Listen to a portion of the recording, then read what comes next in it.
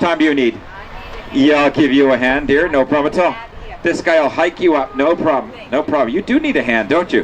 How much time do you need before I commit the mic to you? 5 minutes. 5 minutes. You got 4.5.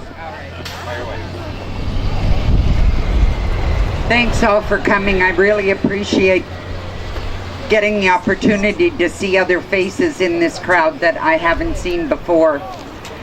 I have been fighting hydro issues for over 3 years.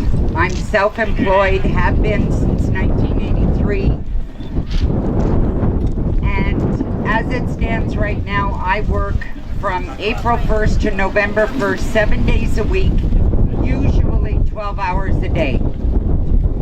Hydro has given me nothing but grief for 3 years. I own a campground. I have been told by Hydro that my transformer is fine. There's nothing wrong with it. You're getting all the power anybody could need. You could double the size of your park. Then the brownouts started, and Hydro told me to shut down half my park because I was using too much hydro. I'm in business. I asked Hydro if they cut down the feeds on weekends. One Hydro worker said yes, one Hydro worker said no.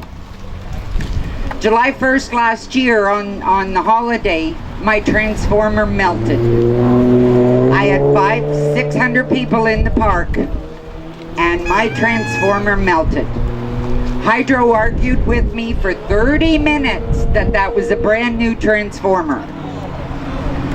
When they delivered a new transformer, they discovered that the transformer I had was built in 1984.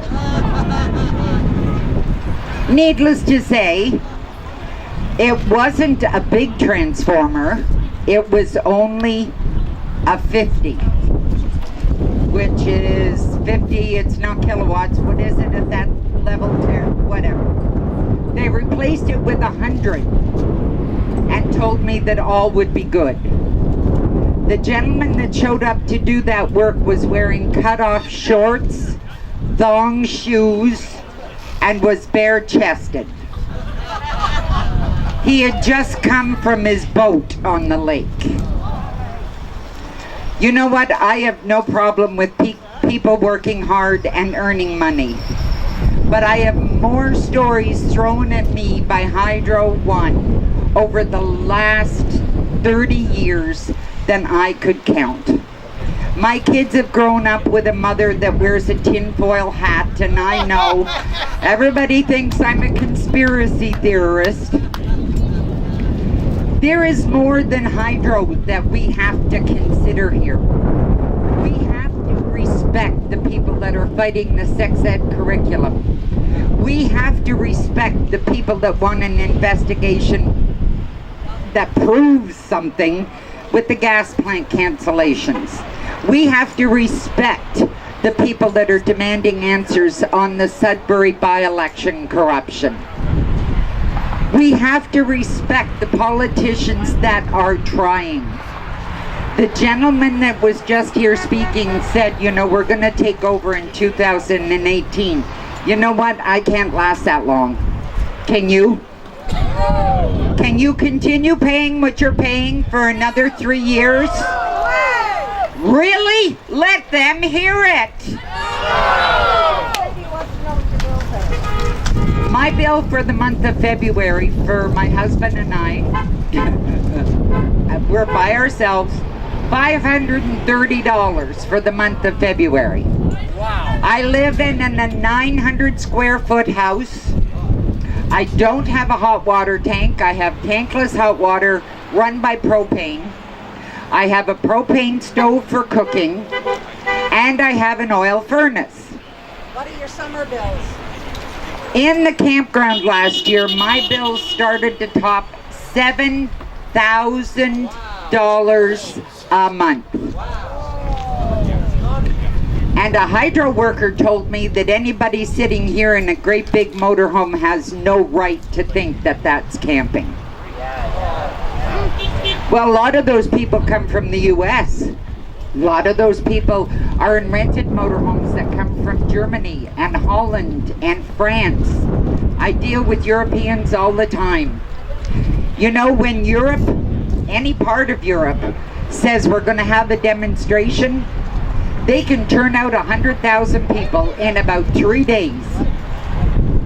And they don't have mass transit like you do in the city. They don't have the opportunity to get carpools and buses and everything else. They are there. And I'm hoping on the 13th of... Look at the sex ed demonstration this week. They had over 3,000 people on the front lawn of Queen's Park. We need 10,000 people on Queen's Park. Because now is the time for us to take Queen's Park back.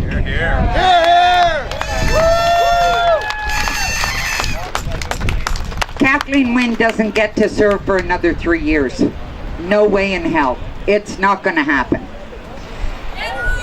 When Andrea Horvath got thrown out of the legislature during question period yesterday, hey, let's give her a round of applause. And did you hear the thumping on their desks?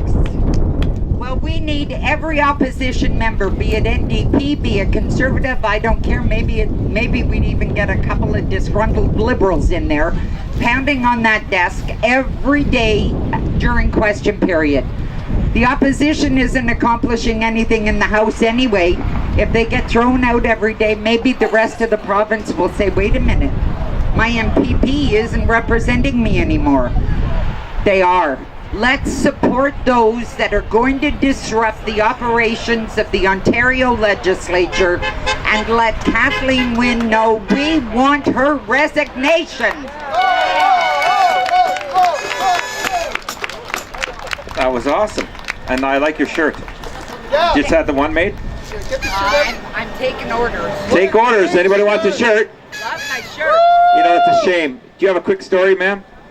You want to? I'll give you 2 minutes. Come on. Yeah. That's Joanne from Avonmore. Joanne from Avonmore. Here's our